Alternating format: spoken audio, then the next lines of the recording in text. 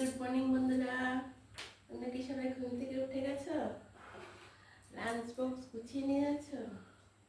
তা আমারও লাঞ্চ বক্সের জিনিস সব রেডি হয়ে গেছে, সব ঠান্ডা করে নিয়েছি। দেখেছো, ভাত ঠান্ডা করে নিয়েছি, এখানে ডাল ঠান্ডা করে নিয়েছি, এখানে একটা মাছের ঝোল, রুই মাছের ঝোল আলু ডাঁটা দিয়ে করেছি। এই রেসিপিটা আমি দিয়েছি, তো তোমরা যদি আমাকে সাবস্ক্রাইব করো এই রেসিপিটা কীভাবে করেছি পেয়ে যাবে। আর এখানে দুটো বেগুন ভাজা দিয়েছি। আজকে লাঞ্চ বক্সে এই দেবো। তো এখন ঠান্ডা হয়ে গেছে ভাতটা। হ্যাঁ, ভাতটা নেই, ঠান্ডা না হলে তো তোমরা জানো গরমে কী অবস্থা হয়, ভাত খাবার মতো উপযুক্ত থাকে না। ভাতটা যদি তোমরা ঠান্ডা করে নাও তাহলে কি হয়, কিচ্ছু হবে না, ভাত একদম বিকেল পর্যন্ত কিচ্ছু হবে না। বিকেল কি মানে রাত পর্যন্ত, বাড়িতে ফিরে আসা পর্যন্ত যে কি সেই থাকে। দেখেছো, ভাতটা ভরে নিয়েছি, সঙ্গে একটু নুন, আর আলাদা করে নুন দিতে হবে না, তো নুন খাওয়া ভালো না, আবার না খাওয়া ভালো না, তার জন্য একটু নুন ছিটিয়ে দিয়েছি। আর একদম পুরো ঠান্ডা হয়ে গেছে।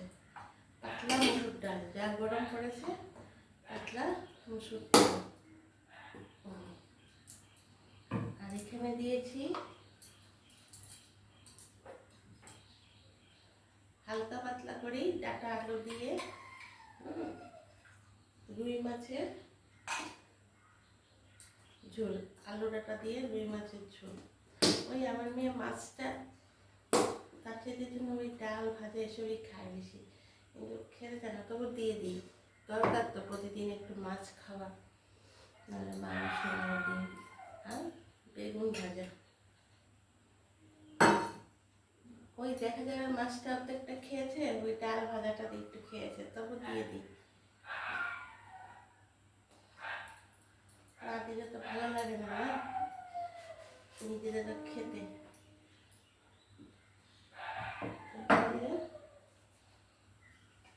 মোট কথা, আমি যা যা রান্না করি সবই ওকে দিয়ে দিই। আমারও পুরো রান্না হয়ে গেছে, হয়তো আবার একটা কিছু একটা ভাজা ভাজা যদি করি আমি সবটাই দিয়ে দিই। এখানে আমার চামিচটা দিয়ে দিলাম, আর এখানে আরেকটা চামিচ আছে, যদি বাই চান্স কিছু একটা আইসক্রিমে কিনে আনলো বা কিছু খেলে টেলে রয়ে গেল। এই দেখ,